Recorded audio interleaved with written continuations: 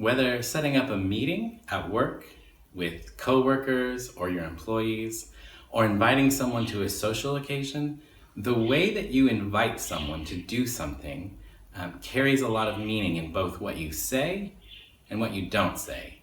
There can be a lot of things that happen between the lines. So you can directly invite someone to do something, meaning that you just tell them exactly what you want and when, and see if they can come.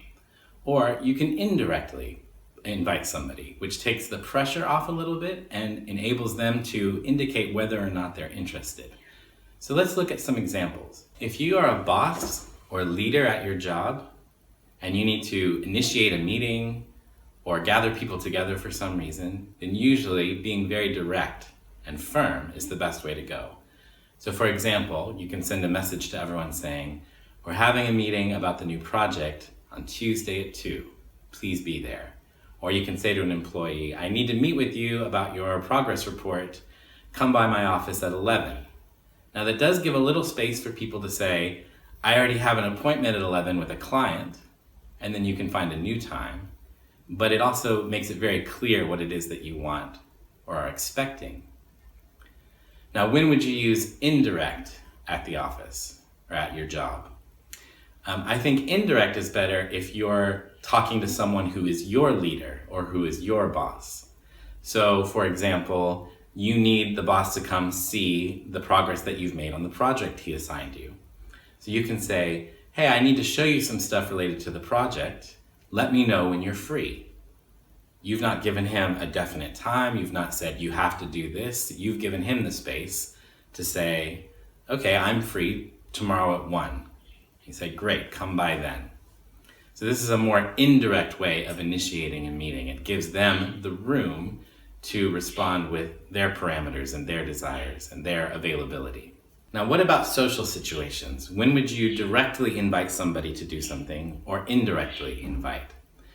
I think it's better to be clear and direct if you already have some history with the person, if you're already comfortable with each other, and you already both know that you want to spend more time together. So in those kind of situations, if there's a neighbor that you're wanting to have over, you've had them over before, you just contact them and say, "Hey, we'd like to have you guys over for dinner next Tuesday at 7. Does that work for you?" Or you say to a friend, "Hey, I want to go see this new movie on Friday. Can I come by yours and get you at 7:30? Let's go together." So you're being very direct. You're being very clear. The time that you want them to come is specific. Everything about it is clear. If you aren't as confident in the relationship, or you don't want to pressure the other person into something that they may or may not want to do, then you can be more indirect.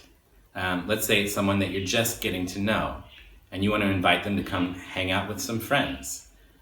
Maybe you just met them at work or at a party or something, and you got along really well, but you want to invite them into your world and your life a little bit more. But you don't want to pressure them, so you can be kind of indirect. "Hey, some friends and I are going out to dinner Friday night. You can join us if you're free." You haven't said that you really want them to come. You haven't said that they have to come.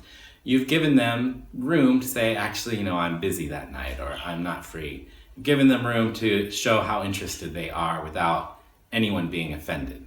Or if you've just met someone that you want to get to know more, you can give them an indirect invitation to hang out further. You could say something like, "Hey, I really liked talking to you. Maybe we could grab coffee sometime." Saying "maybe we could grab coffee sometime" is pretty vague. It's not specific. So it gives them room to give one of many answers. They might say, "Yeah, maybe," and nothing more. And that shows that maybe they're not so interested in meeting you for coffee sometime. Or maybe they'll respond with, "Yeah, I'm free next week." And then you can say, "Oh, I'm also free. How about Tuesday?" And their response shows you how interested they are without the pressure of having to turn down a specific invitation. When you're communicating with people at the job or in new relationships, there can be a lot of things that happen between the lines of the communication.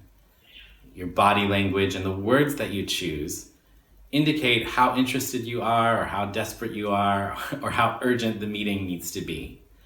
Using both direct and indirect communication with the people around you can help put people at ease and make sure that your invitations don't have too much pressure in them, but are very clear at the same time. So after watching this video, you can look at some practice examples and see which communication you think is the best. There's also some vocabulary words. I hope you've enjoyed this lesson.